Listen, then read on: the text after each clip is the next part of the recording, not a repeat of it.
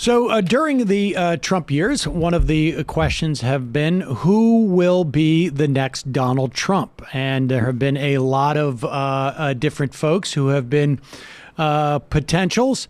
And one of them may have emerged during COVID or our pandemic era of all times. And that is Kristi Noem. She is the governor of South Dakota. And joining me now is Stephen Rodrick. He is a senior writer at Rolling Stone who has written maybe the first definitive national piece on Kristi Noem. And I got to say, Stephen, this is when I was reading this, I both enjoyed the piece, but also had this sort of ominous feeling of like, this is something I know I might come back to in 2023, 2024. And I think this is something that people are going to be referencing for quite some time because, like I said, Kristi Noem definitely feels like she has designs. So, all right, give us a sense.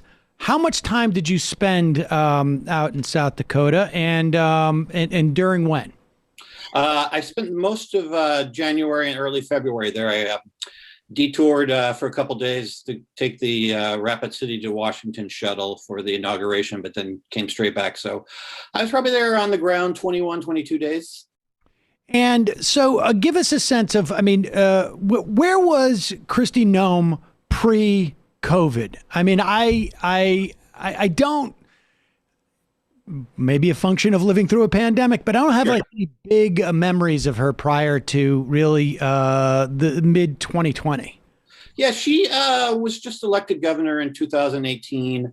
And after serving in Congress for a few years, where her kind of notable contribution was pushing for the, as she liked to call it, the death tax to be revoked. But she was elected just a few years ago, and she actually won by fairly like 4 points, which is a fairly small amount for a Republican governor in South Dakota.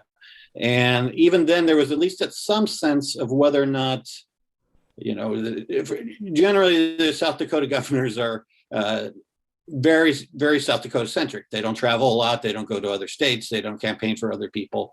But she already had at least some vague designs of whether it was to run for the Senate or do something else. And I think that gave some people some pause. But it really was two things that happened. One is the pandemic came and South Dakota became known as the open for business state.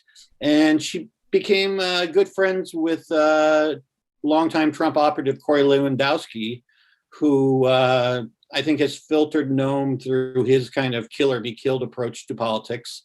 And she's kind of rode that. And I think one of the kind of quintessential moments for her was having then President Trump come to Mount Rushmore on July 4th and being able to say the state was open and throw this extravaganza of an event. And I think that's really when people started taking notice of her. And I think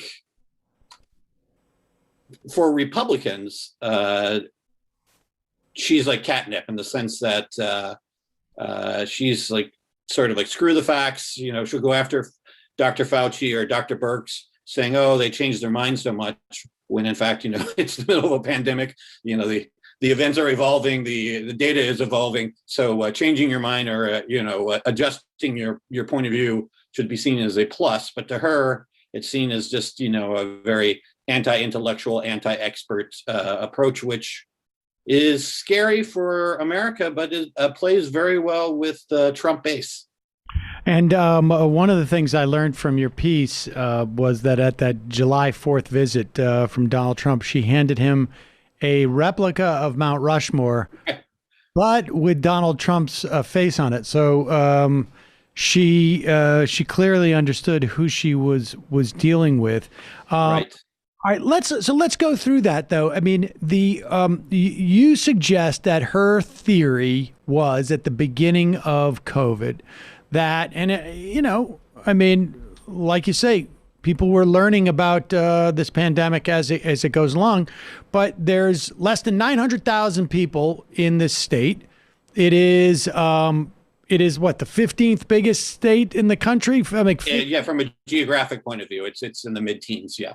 And so the idea that like you have a natural sort of social distance, you could bank on that. But she basically put all her chips on red. Right. Feels like. And then, okay, so give us how that bet. Well, I guess if someone wanted to acknowledge that they've lost the money, they would lose. Right. Refuse to concede that you lost.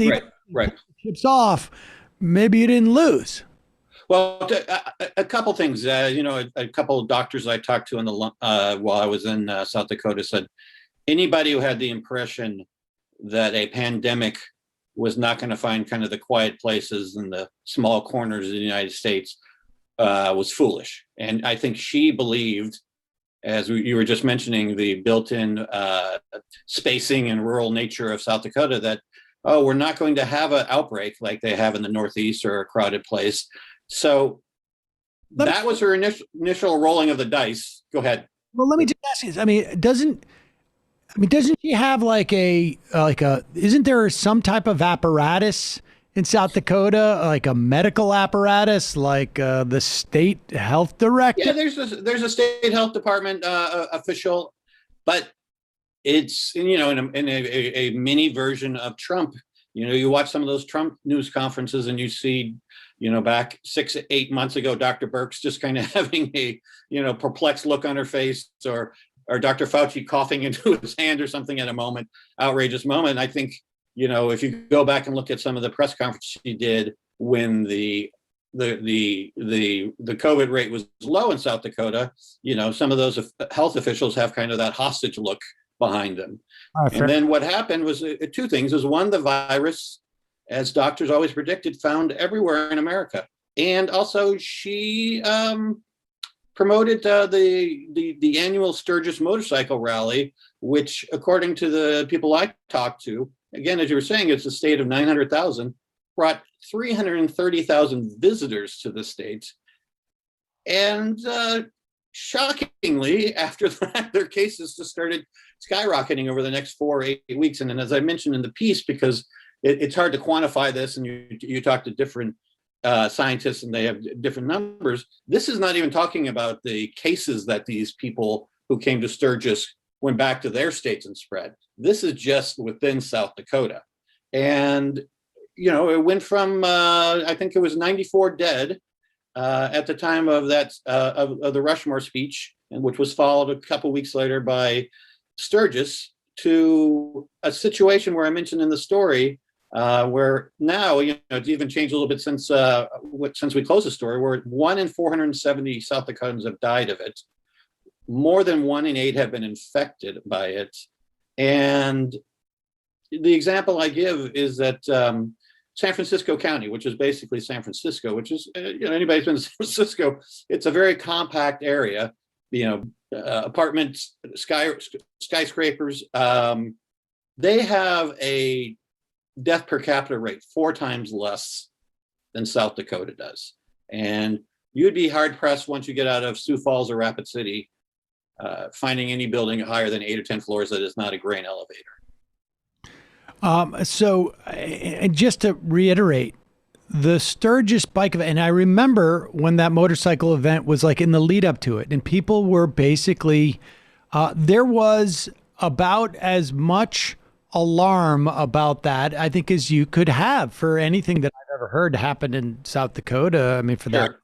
Because you're welcoming in what amounts to over like 25% of the population, really almost like 1/3 of the yes, an extra 30% population for a short period of time that are going to be in, I don't know how big that is, but I mean, how big of like a square mile of space that has to be was tiny relative to the rest of the state. Right. And they're having concerts where people are, packed in shoulder to shoulder, like we went to in the old days before the pandemic for concerts. And, everybody's shaking their fist and, it's a PG-13 this, but as a singer from Smash Mouth was saying, screw COVID. And everyone was just like pumping their fists. And I think she, by that point, was all in following the Trump approach. Hi, I'm Sam Seder. You can watch the rest of this interview and more on our Peacock show, which streams at 5 p.m. weekdays on The Choice from Peacock TV.